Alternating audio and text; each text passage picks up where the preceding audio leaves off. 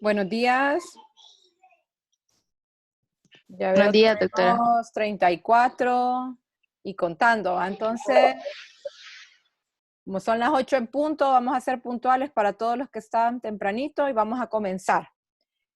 El día de hoy, el tema que vamos a ver es examen físico del recién nacido. Este examen físico es algo que se va a orientar tanto para el área de puerperio como en el área de atención inmediata, que va a ser un examen físico quizás un poco más rápido cuando se hace en atención inmediata. Lo voy a presentar yo, la doctora Emma González y la doctora Dori Burdet, que está con nosotros también. Entonces, ¿cuál es el objetivo de que nosotros veamos cómo se hace el examen físico del recién nacido? Porque hay que aprender a hacer una evaluación del recién nacido en los primeros días después del nacimiento, haciendo énfasis en los problemas comunes y cuáles son las variantes de la normalidad. Y algo bien importante es que en puerperio normalmente creemos tener que todos los recién nacidos son sanos. Entonces lo importante es aprender a detectar esos recién nacidos enfermos en medio de todos los sanos. En la evaluación inicial hay varios elementos claves que ustedes tienen que tomar en cuenta al momento de hacer examen físico. No solo es ir de un solo a evaluar al paciente, sino que también tenemos que hacer la historia clínica que va a ser la prenatal, cómo fue el nacimiento, los antecedentes familiares y el ambiente de ese recién nacido, para poder nosotros, a partir de esto, decidir si el paciente se puede ir para su casa o requiere alguna intervención más. Luego, ya una vez que nosotros sepamos bien cómo fue el control prenatal de esta mamá, cómo nació el bebé, cómo está la familia, si hay enfermedades en esa familia hereditaria o cómo es la relación en la familia y el ambiente en el que desenvuelve, vamos ya a hacer un examen físico completo, de cabeza a los pies. Y hay que considerar el impacto de los factores de riesgo y hallazgos que encontremos al examen físico, determinar la necesidad de que este paciente hay que hacer indicaciones adicionales como exámenes o un seguimiento a través de la consulta externa. Y algo que es bien importante y que a veces se nos olvida es la educación a la mamá y a la familia. Si nosotros hacemos una buena educación, esa mamá va a estar pendiente de todos los signos de alarma. ¿Cuál es el objetivo en el puerperio? Entonces, la identificación de los recién nacidos con algún problema. Pueden ser enfermedades o pueden ser problemas a nivel familiar. De repente encontramos una mamá que está en depresión postparto o encontramos una mamá que tiene un retraso de su desarrollo o encontramos a la mamá que nos cuenta de que los hijos previos se le habían muerto 2 hijos por problemas en el corazón o por problemas pulmonares o porque hicieron diarreas y se murieron. Entonces ya eso usted lo va orientando de que probablemente haya una herencia de Creo que, enfermedades. creo que Dígame. así es. O sí. No, así no porque se salen por ahí. Guardemos, cerremos los micrófonos. Bueno, entonces, si se detecta a tiempo cualquier patología, ustedes van a estar en la capacidad de poder evitar o disminuir la morbilidad y mortalidades en los pacientes. Vamos a ver. La historia clínica. Entonces, en la historia clínica tenemos que ver la historia de la mamá. Usted no puede ir a revisar un recién nacido si usted no sabe el antecedente materno, si no sabe cuál ha sido toda la historia médica y ginecobstétrica de esta mamá, cómo fue el embarazo, el número de controles, a dónde lo llevó, tratamientos recibidos, enfermedades de esta mamá durante el embarazo, si se realizó sus exámenes de rutina como VIH, VDRL, hemograma, si tiene sus vacunas al día como la toxoide tetánica y si le pusieron incluso la vacuna para evitar la toferina en ellas y en el recién nacido, sobre todo porque lo importante es que se la pongan para evitar en el recién nacido. Historia familiar y social, entonces, cómo están sus hijos, si tiene previamente, si sus hijos son sanos, si padecen de alguna enfermedad, si en su familia han habido muertes en niños o hay antecedentes de cánceres, y dónde vive, cuántos hijos tiene, y toda la parte de las necesidades básicas que siempre preguntamos. Información del momento del ingreso. ¿Cómo fue el ingreso de esta señora? ¿Por qué vino? Si ya venía en trabajo de parto, cuántas horas tenía, si tenía ya ruptura prematura de membranas, si venía con fiebre, cuántos tactos se le hicieron. todo lo que me lleva al momento en que se ingresa, qué exámenes de laboratorio tiene la mamá. Siempre hay que verificar. A las mamás a todas les hacen un hemograma al momento del ingreso con un general de orina y les hacen un hemograma después del nacimiento del niño. Entonces hay que verificar ambos exámenes. Y la comunicación tiene que ser directa con ginecología. Preguntar, incluso cuando se está en labor y parto, pasar la visita con ginecología para que nosotros estemos enterados de las complicaciones que se van dando durante el trabajo de parto y podamos estar listos al momento de recibir. Cuando ya lo tenemos en puerperio al niño, entonces preguntarle a ginecología cómo está, revisar ese expediente de la mamá para podernos dar cuenta de mucha información, porque hay un montón de información que se va a perder. Una, porque el que recibió o hizo la historia clínica perinatal no lo preguntó porque no sabía. Otra, porque se le olvidó anotarlo en el expediente. Por eso es bien importante que usted vuelva a interrogar a la mamá y vuelva a revisar ese expediente materno en busca de complicaciones.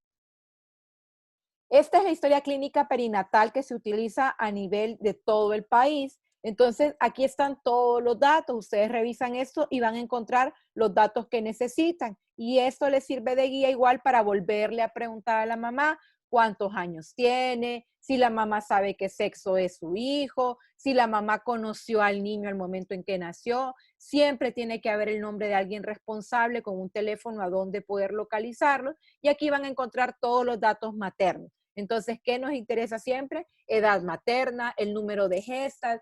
Si la mamá les reporta muertes, entonces, ¿por qué se murieron esos niños? Si son óbitos, ¿por qué fue el óbito? Y si fueron abortos, el número de abortos y las semanas de gestación para poder orientar a enfermedades más adelante.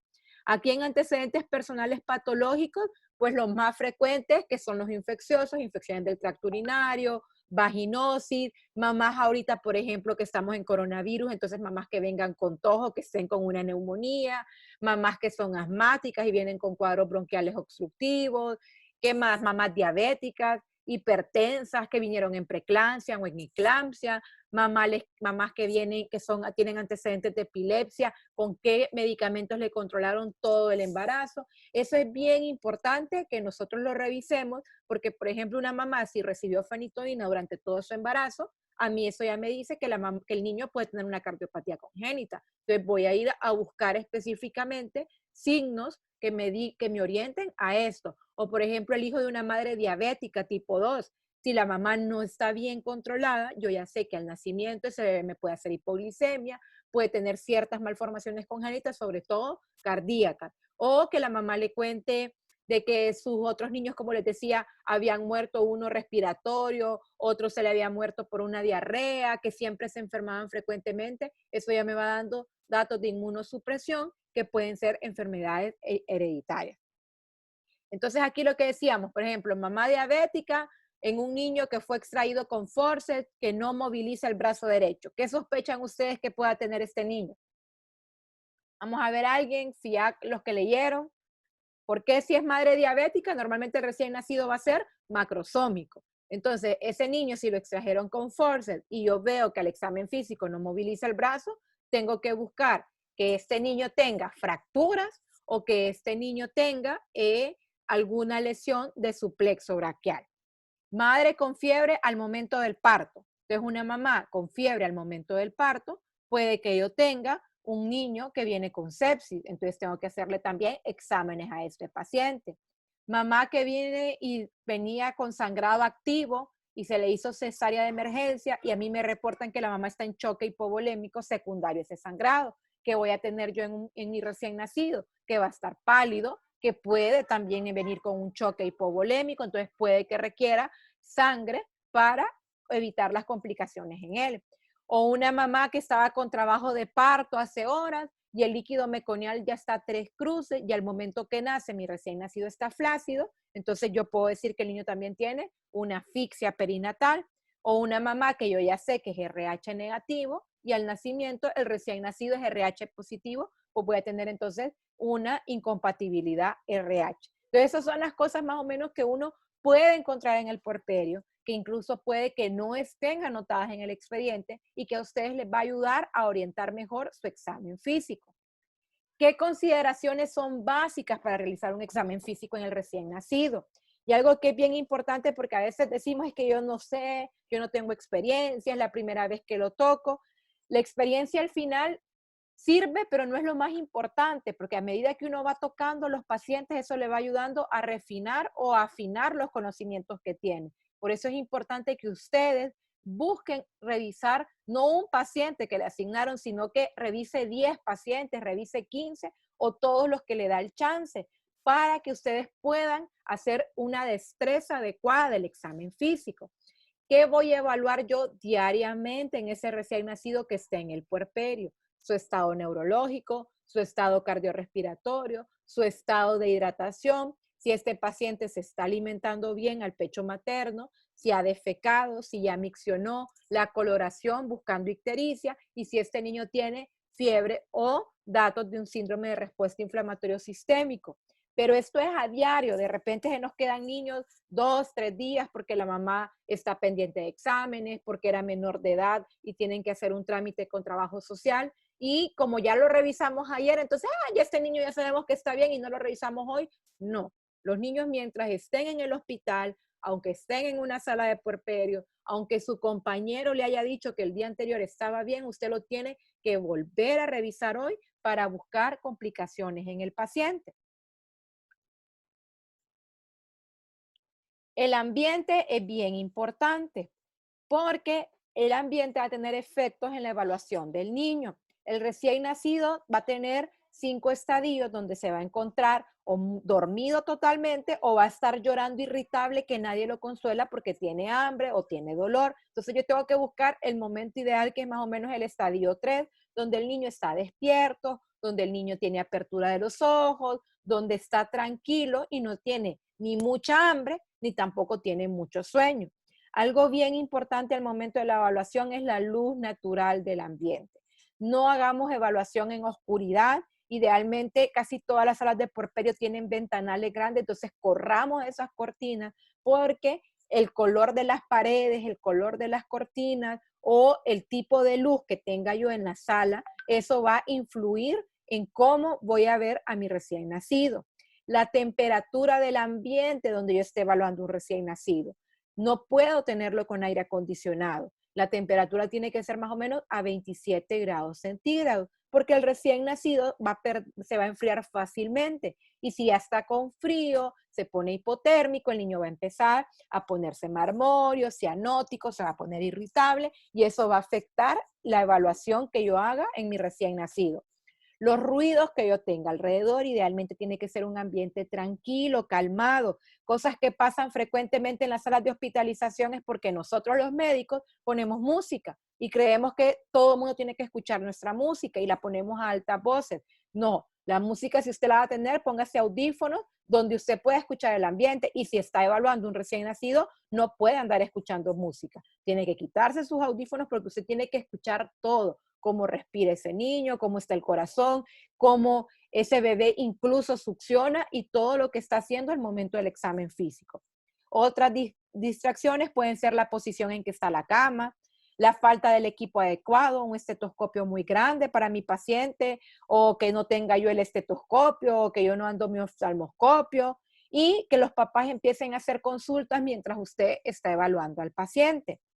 Otras cosas bien importantes a tener en cuenta son las necesidades fisiológicas del recién nacido, lo que les decía al inicio. Si el recién nacido está con hambre, aunque ese sea el momento en que usted lo iba a evaluar, póngalo a que sea mamante, porque si no empieza a comer, el recién nacido va a empezar a gritar y a llorar y eso le va a afectar su evaluación. Si tiene sueño, tiene que esperar que el recién nacido se despierte bien, porque si no también le va a afectar la evaluación, sobre todo a nivel neurológico. O si está llorando, la mamá tiene que calmarlo primero antes de continuar el examen físico. La edad gestacional se calcula allá cuando estamos en cuidados inmediatos, pero también la vuelvo a calcular en puerperio. ¿Por qué? Porque yo siempre les digo, de repente en cuidados inmediatos están a la carrera haciendo ese examen físico, o la luz no era la mejor, o la hora en que le hicieron la edad gestacional no es la mejor. Entonces es importante que ustedes en puerperio vuelvan a evaluar el examen físico. tenemos más o menos 48 horas hasta después del nacimiento para volver a calcular esa edad gestacional, más si a usted no le parece la edad gestacional que encontró en el expediente del paciente. Existen dos formas de calcularlo, a través del método de Dubowitz o Capurro o a través del método de Ballard. Para los niños a término mayores de 33 semanas de gestación, este método de Capurro es un método que está adecuado para ellos. Si yo tengo un niño prematuro, entonces yo prefiero la escala, no es que prefiero, debo de utilizar mi escalar de Ballard, porque Ballard me puede calcular desde las 20 semanas de gestación hasta 44 semanas de gestación. Entonces, Capurro tiene 5 parámetros que ustedes van a evaluar: la forma de la oreja, el tamaño de la glándula mamaria, la forma en que se observa ese pezón, la textura de la piel y los pliegues plantares, hasta dónde llega, si solo tiene líneas o tiene surcos. En esa textura de la piel, si es una piel lisa, que está fina, que está transparente, o yo empiezo a encontrar descamaciones que pueden ir desde una descamación leve hasta una descamación donde usted ve que se le cae la piel al paciente. La forma del pezón, si es apenas visible o si yo ya tengo una areola que se ve punteada y que se ve ya más oscurecida. El tamaño de la glándula es la palpación de esa glándula. Usted va a tocar y va a sentir la pelotita que está ahí adentro, y de acuerdo a eso que usted palpa, usted va a darle el puntaje. Y la forma de la oreja, pues va a depender de cómo está ese borde. Una vez que usted haga esta puntuación, usted va a sumar todo esto, y a esto le va a sumar, a lo que le dé de acá, va a sumar 204 y lo va a dividir entre 7. Ambas son constantes, entonces ya vamos a hacer un ejercicio para que ustedes más o menos vayan haciéndolo. Ballard es una evaluación un poquito más fuerte, donde yo tengo que hacer evaluación neuromuscular y además voy a ver prácticamente los mismos parámetros que estoy viendo en Capurro. Entonces, esta evaluación la vamos a hacer ya una vez que vayamos a la práctica en sala para que ustedes la puedan ver, pero es importante que ya la vayan conociendo para que sea más fácil al momento de hacer. Entonces, digamos que este es su recién nacido y le vamos a calcular la edad gestacional. Hoy sí abran sus micrófonos para que participen y puedan decir cuánto le darían a este borde de la oreja. ¿Cuál sería su puntuación? 15. 15 le daría. 15 es una de las evaluaciones en la escala de 10. Oh. 16. 10. Vamos Sí. a ver. Entonces, miren, aquí está, correcto, 16, ¿verdad? Miren, todavía pareciera que el borde, vamos a ver si está totalmente formado. Incluso, miren, este borde ya viene bien formadito. 24 yo le daría 24 a este paciente. Entonces, vamos sumando, ya le dio 24. Ahora, aquí casi no se ve bien este pezón, pero vamos a ver, aquí digamos que la glándula mamaria usted la palpa y esa glándula mamaria tiene 10 milímetros al palparla. ¿Cuánto le darían? 10. 10. Muy bien. Y que ahora usted en ese pezón ya se ve como que está elevadito, ya se ve que está un poquito negrito acá, y más o menos usted dice que mide 7.5 milímetros. Entonces, miren, más o menos también le daríamos 10. 10. Tiene 10. tiene 7.5 más, es 10. Entonces llevamos 10 más 10, 20 más 24, 44. Ahora miren la textura de esa piel. ¿Cómo está? Descamando. Entonces ya hay una y a esa descamación no es discreta, vaya, es una descamación con grietas superficiales. Entonces ya diríamos que tiene 15. Y ahora vean cómo están los surcos de este paciente.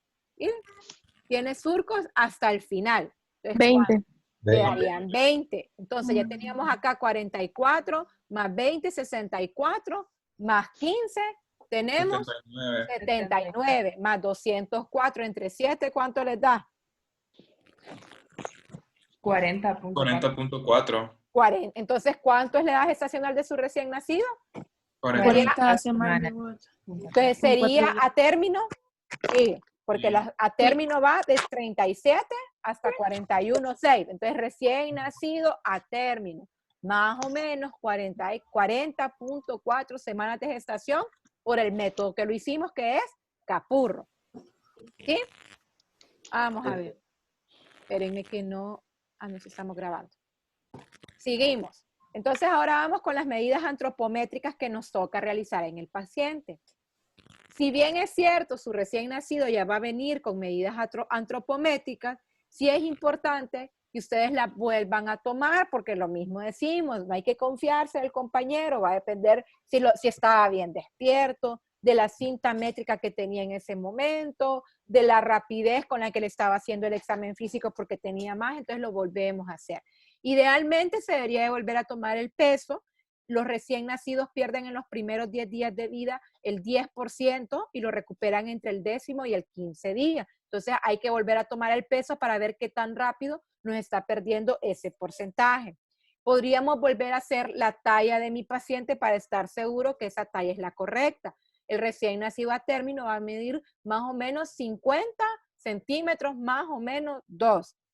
El perímetro cefálico se lo vuelvo a tomar y aquí tenemos uno de los mayores problemas porque a veces hacen la medida inadecuada, entonces el niño o no sale macrocefálico o microcefálico. Entonces es importante que siempre que yo voy a medir ese perímetro cefálico, lo voy a medir desde la parte frontal sobre ambas cejas o la nación y me voy a ir a buscar la parte más prominente de ese occipucio y ahí voy a hacer mi medida con decimales. Si me dio 33.4, no lo voy a redondear a 33.5, su perímetro cefálico es 33.4. Nunca irlo a medir desde la frente hacia la parte más baja del occipucio o irlo a medir desde la nación hacia la parte de arriba de mi cabeza, porque entonces me van a dar hallazgos anormales. El perímetro abdominal es algo bien importante que debemos de medir también, porque el perímetro abdominal me puede decir a mí si este paciente está distendido o no. Entonces muchas veces, sobre todo en enfermería, reporta, ese paciente se ve panzoncito, se ve distendido. ¿Cómo es mi forma objetiva de decir realmente este paciente está distendido? Tomando el perímetro abdominal, que lo voy a tomar sobre su cicatriz umbilical o sobre su muñón todavía cuando están en puerperio, y si el perímetro abdominal ha aumentado más de 2 centímetros del perímetro que le tomaron al nacimiento, entonces sí referimos que el paciente tiene distensión abdominal y ahí ya nos toca hacer búsqueda de otras patologías. Ok, entonces una vez que yo ya tengo mis medidas antropométricas, yo voy a clasificar a mi paciente. Existen estas escalas, que es la escala de Fenton. La escala de Fenton es una escala que está diseñada para que usted pueda ver cómo está el peso, el perímetro cefálico y la estatura de ese paciente de acuerdo a las semanas de gestación. Es bien importante, sobre todo en el prematuro, porque como creemos que es prematuro, entonces tiene derecho a ser flaquito, creemos que tiene derecho a tener cabeza chiquita y a ser corto de talla, y eso no es cierto. Entonces, en el perímetro cefálico nos vamos a enfocar ahorita. El perímetro, ahí en los protocolos que les envié, incluso esta gráfica está en grande para que la puedan tener a mano, porque esto es importante andarla uno impresa cada vez que va a evaluar su recién nacido. En este recién nacido que ustedes tienen un paciente con 40 semanas de gestación, con 4 días, usted dice, ¿qué es? ¿Es niña o es niño? Si es niño, entonces me coloco en la gráfica para niños y entonces vengo y digo, bueno, tengo 40 semanas de gestación. Siempre hemos dicho que el perímetro cefálico es 35 más menos 2. Eso es válido para este paciente que tiene 40 semanas de gestación. Entonces, este paciente, miren, 35. Si tiene arriba de 38, yo ya digo que este paciente está macrocefálico. Y si tuviera debajo de 33, entonces yo digo que ya este paciente está microcefálico. Eso es válido para este que calculamos que tiene 40 semanas de gestación. Pero ojo, no todos mis recién nacidos van a nacer a las 40 semanas de gestación. Puede que yo tenga uno a término, pero que me haya nacido a las 37 semanas de gestación. Entonces, miren, si yo ya vengo y le busco que tenga 35, este paciente me va a quedar más bien ya con tendencia a que tiene una cabeza más bien grande, entonces tiene un macrocráneo. O si yo le digo que este paciente tiene 32 de perímetro cefálico, incluso todavía yo lo voy a encontrar normal. Entonces la clasificación en la escala de Fenton, yo puedo decir que su perímetro cefálico, de acuerdo a los percentiles que tiene en Fenton, pueden ser normal, puede tener puede tener macrocefalia, puede tener microcefalia o puede tener sospecha de microcefalia. ¿Cómo sé yo que tiene macrocefalia? Aquel que está arriba del percentil 97. Todo niño que su perímetro cefálico me quede arriba del percentil 97 tiene macrocefalia. Por ejemplo, me nace un niño de 34 semanas y tiene 35 de perímetro cefálico, ¿cómo lo clasificarían? Como macrocefalia. Ahora, viene este paciente y yo quiero decir que tiene microcefalia, entonces va a estar debajo del percentil 3. Entonces, este paciente de 34 semanas para que sea microcefálico, tiene que tener más o menos 28 de perímetro cefálico. Si fuera un niño a término, un paciente que tenga menos de 33 de perímetro cefálico es microcefálico. Entonces, ven que ahí va a depender de la edad gestacional con la que yo esté en mi paciente. ¿Cuándo es sospechoso de microcefalia? Todavía no es microcefálico, sino que solo es sospechoso aquel que queda entre el percentil 3 y el percentil 10. ¿Y quiénes van a estar normales? Todo el que esté entre el percentil 10 y el percentil 90. ¿Comprenden? Si no, lo volvemos a explicar ahorita. Doctora, si lo puede volver a explicar, por favor. Vaya pues, entonces volvemos. 4 formas de clasificar la cabeza, cómo está el perímetro cefálico de mi recién nacido. Puede estar macrocefálico, arriba del percentil 97, puede estar normal, entre el percentil 90 y el percentil 10, puede tener sospecha de microcefalia entre el percentil 10 y el percentil 3, o puede tener microcefalia debajo del percentil 3. ¿Sí? Entonces, si es un paciente de 40 semanas de gestación, este paciente, usted me dice, doctora, yo le calculé y la edad gestacional es 44, como el que acabamos de ver, y el perímetro cefálico está en 32, entonces yo busco, acá está 30, 31, 32, trazo mi línea y acá llego a 40. ¿Dónde quedaría ese paciente? Debajo del percentil 3, entonces mi diagnóstico es que este niño tiene microcefalia. Si usted viene ahora y vamos a decir que usted vino y lo revisó y usted encontró que tenía 39 perímetros cefálicos y para ese mismo paciente de 40 semanas, entonces vamos a buscar 39, está acá, nos vamos, trazamos la línea y para 40 semanas quedo acá, arriba del percentil 97. Entonces estoy en macrocefalia, correcto. Y ahora si yo para ese paciente de 40 semanas digo que usted le encontró 33 de perímetro cefálico, entonces ese paciente queda entre el percentil 3 y 10. Entonces su paciente tiene sospecha de microcefalia. ¿Hoy sí? ¿Le entendemos Sí, doctora, todos? gracias. ¿Sí? Sí, Bueno, doctor. excelente. Entonces, ¿por qué es importante que clasifiquemos eso y que nos saquemos la idea de que mi paciente es 35 más menos 2 el perímetro cefálico?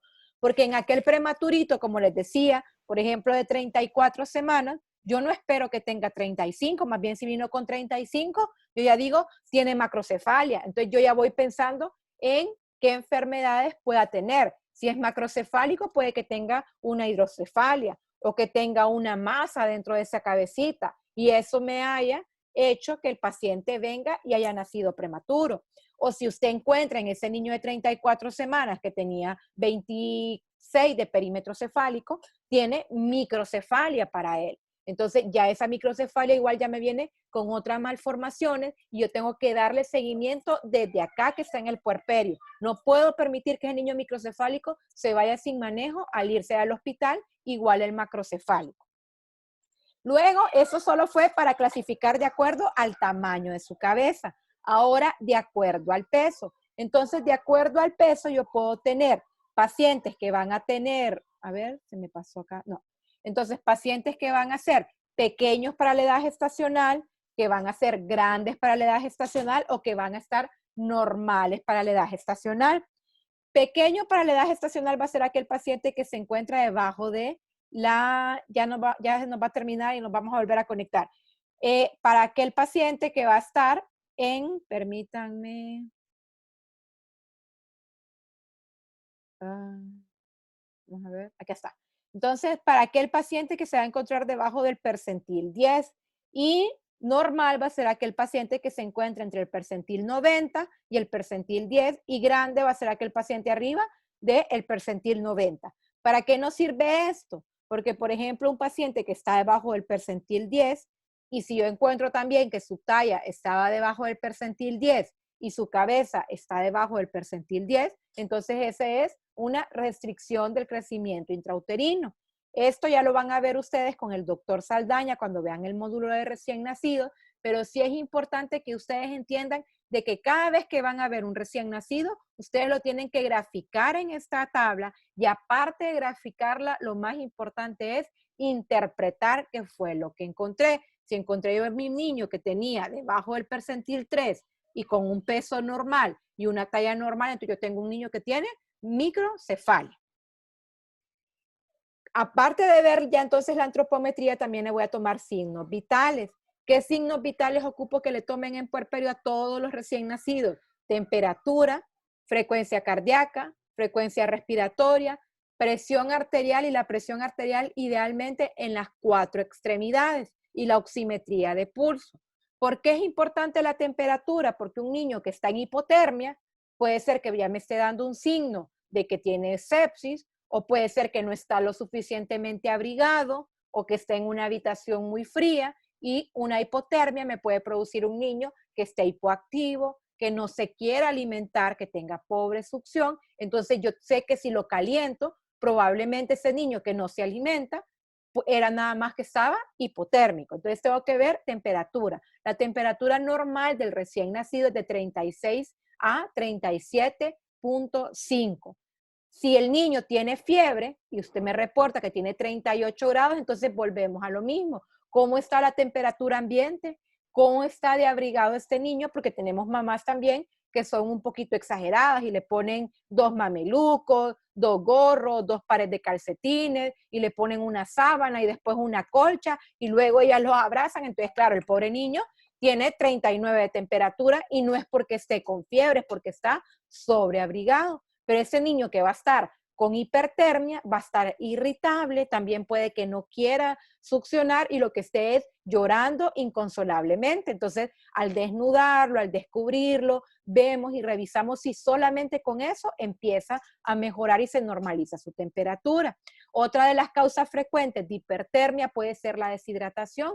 Cuando esas mamás hay que revisar si ya empezó la bajada de calostro. Si todavía la mamá no tiene nada, pero ni gotas de calostro, entonces ya eso nos puede decir, ok, esta mamá no tiene leche, este bebé tiene fiebre, entonces seguramente lo que está es deshidratado y ocupamos ahí sí conseguir lechita o buscar que lactancia materna venga a ordeñar a esta mamá y le ayuden las técnicas de succión adecuadas para que el niño pueda alimentarse bien. Frecuencia cardíaca. Ya sabemos que la frecuencia cardíaca en el recién nacido va a ser de 120 hasta 160. Si el niño está profundamente dormido, ustedes pueden encontrar frecuencias cardíacas hasta de 90 que van a ser normales. Si el niño está llorando, desconsolado, usted puede encontrar hasta una frecuencia cardíaca de 200 y también porque está llorando es normal. Entonces, ¿cuándo le debo tomar la frecuencia cardíaca? Cuando el niño está tranquilo, que no está llorando, que no está profundamente dormido, que idealmente no se está alimentando también, para que yo pueda tener una buena percepción de la frecuencia cardíaca que tomé. Frecuencia respiratoria, la frecuencia respiratoria normal es de 40 a 60. Igual la variable va a ser, si el niño está muy dormido, yo voy a tener una frecuencia respiratoria que puede estar menor hasta 30 y al despertarlo usted va a ver que inmediatamente esa frecuencia respiratoria se va a normalizar. En la frecuencia respiratoria es bien importante que se acostumbren en el recién nacido a tomarla en 1 minuto, porque la frecuencia respiratoria del recién nacido es irregular. Ellos pasan por una etapa que van en polipnea, luego empiezan a respirar normalmente y luego hacen apnea de más o menos 10 segundos que luego comienzan de nuevo a respirar solos. Esas apneas no son patológicas porque son parte todavía de la maduración que tiene el niño. Entonces, si usted la toma en la fase donde estaba rápido y la tomó en 15 segundos, le va a salir que el niño está taquipneico y tal vez no es cierto. O si la tomó en la fase de que el niño estaba en respiración normal y cayó en la apnea, entonces le va a salir como que el niño tiene bradipnea y tal vez tampoco es cierto. Entonces, por eso es importante que la tomen en 1 minuto para que ustedes vean la frecuencia respiratoria real. Presión arterial, porque es importante que tomáramos la presión arterial en todos los recién nacidos antes del alta, porque hay una enfermedad como es la coartación de la aorta, donde yo voy a encontrar presiones arteriales diferentes entre los miembros superiores y los miembros inferiores. Y este es un método que nos va a ayudar a hacer un diagnóstico oportuno en ese paciente. Entonces, es importante tomar. Y otro que es un nuevo signo vital que ya todos sabemos es la oximetría de pulso. Solo que en el Doctora, recién... Dígame.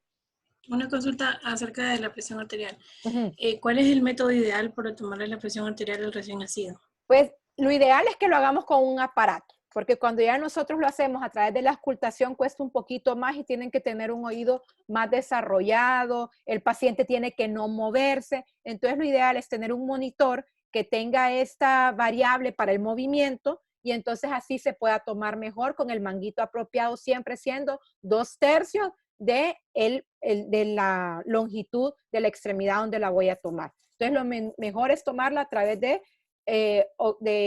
monitores que ya tienen esta variable del movimiento, porque aunque el recién nacido mueva su bracito levemente, igual va a poder tomar una presión arterial adecuada. Bueno, Gracias, doctora. cheque, como les decía, la oximetría de pulso, acá normalmente nosotros le ponemos, cuando decimos tome la oximetría, usted se la pone a donde el niño quiere, en cualquiera de las manitos o en los piecitos. La oximetría de pulso es un tamiz que se hace en la sala de recién nacidos, que se le debe hacer a todos los niños que tienen más de 12 horas de vida y antes que se vayan del hospital. ¿Para qué hacemos este tamizaje con oximetría de pulso? Porque esto nos va a ayudar a detectar cardiopatías congénitas críticas.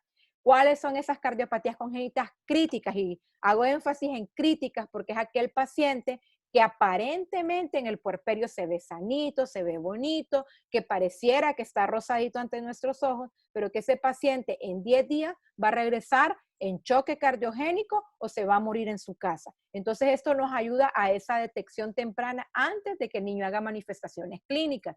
¿Dónde la voy a tomar? Siempre a nivel de mano derecha y en cualquiera de ambos pies. No se vale tomarla en la mano izquierda. Siempre tiene que ser en mano derecha y en cualquiera de los pies. Y lo que yo voy a encontrar es que la saturación normal en el recién nacido debe de ser mayor de 95% en mano y pie. Y la diferencia entre mano y pie tiene que ser menor de un 3%.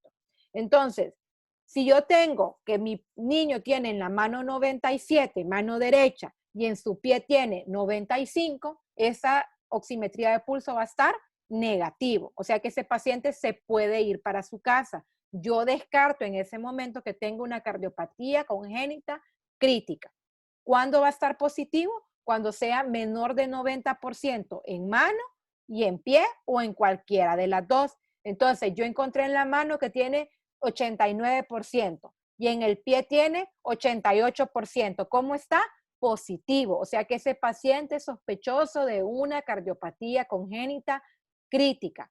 ¿Cuándo lo voy a repetir? Porque eso puede que todavía el niño en su momento de transición de la vida fetal allá a su vida respirando aire ambiente, entonces puede que yo encuentre entre 90 y 94, entonces encontré 92 en mano, pero le encontré 91 en pie. Entonces este paciente yo le puedo dar una hora y en una hora volver a repetir. Si yo vuelvo a tener estos hallazgos entre 90 y 94, eso vuelve a ser positivo. La idea que quiero que se graben es que tienen que hacerle esta oximetría de pulso a todos sus recién nacidos y que tiene que estar arriba del 95%. Si está debajo del 94%, por favor, ustedes tienen que reportarlo a la persona que está sobre ustedes para poder ver este tiempo. Ahorita ya casi termina la charla, entonces lo que vamos a hacer es volverla a cerrar y les mando la invitación. Les dejo esta fotografía. Vean este niño. ¿Cómo lo ven ustedes? ¿Lo ven enfermo? ¿Lo ven rosadito? ¿Qué le ven a él? Y me contestan ahorita que nos volvamos a unir a la charla. Gracias, doctora. Bien, doctor.